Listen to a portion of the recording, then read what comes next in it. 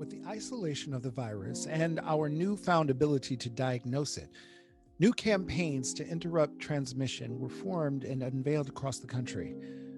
As 1984 came to a close, the doors of many bathhouses started to as well. The closings were met with mixed sentiments, some saying they were necessary to public health, and others saying they were regulatory oversteps and rights violations. With the FDA issuing a license for the first commercial test to detect the virus, blood banks began screening U.S. blood. President Reagan first publicly spoke about AIDS as a response to criticism towards his administration's handling of it. The Surgeon General under Reagan, Dr. Charles Everett Koop, would later state that his effort to manage the AIDS crisis in its early years were prevented by the administration. But in 1985, the president proposed $70 million to be allocated to AIDS research. Congress, in a positive twist, designated $190 million in funding and pushed Reagan to appoint an AIDS czar. The arts and entertainment world began to burst with work inspired by the suffering the crisis had wrought. The theater world saw multiple plays written and produced, which narrated the painful journey people with AIDS had been through and the uncertainty in which they and the world still found themselves. For many, the announcement that Rock Hudson had AIDS shattered many misconceptions held to be true in the public eye. The news that a celebrity had been diagnosed made the specter of AIDS feel disturbingly inescapable, and all the more so when he died less than 2 months later. Fear began to overcome reason. A teenage hemophiliac named Ryan White was refused entry into his middle school after he was diagnosed with AIDS, likely acquired from contaminated blood treatments. This was one of many legal battles that would need to be fought to defend the rights of people with AIDS, as the virus which caused it continued to spread.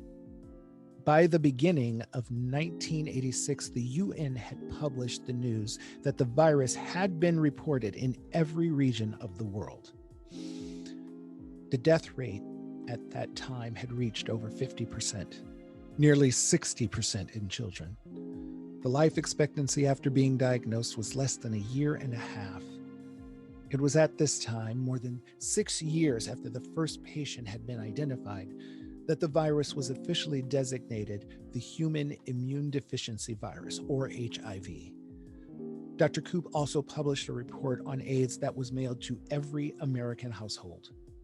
The report was a frank and clear explanation to the people of what HIV is, how it is transmitted, and how that transmission needed to be interrupted. Within the publication, Koop very poignantly appealed to the public's reason and compassion, stating, "At the beginning of the epidemic, many Americans had little sympathy for people with AIDS. The feeling was that somehow people from certain groups deserved their illness. Let's put those feelings behind us. We are fighting a disease, not people." 1987 brought with it protests and passion. Larry Kramer founded the AIDS Coalition to Unleash Power, or ACT UP, a group that fought for the release of life-saving investigational medications to all people with AIDS, public education on HIV, and for policy to prevent discrimination based on HIV/AIDS status. The dramatic protests orchestrated by this and other groups were powerful and succeeded in changing the way federal regulatory administrations processed drug approval. These changes helped to make the newly identified drugs for treating HIV more quickly and widely available. ZDV and AZT were originally used to treat cancer. They were found to be somewhat effective in treating patients with HIV, though they came with several side effects difficult for patients to tolerate. Those early medications needed to be combined with other drugs to maintain effectiveness. Highly active antiviral therapies, or HAART, made use of those combinations. By the late 1990s, some had been combined into a single pill. This progression continued, with the medications getting better and better with fewer and less severe side effects. Arguably, the most impactful achievement was the release of a medication called Truvada. This combination medication is used as a treatment for HIV as well as pre-exposure prophylaxis, or PrEP.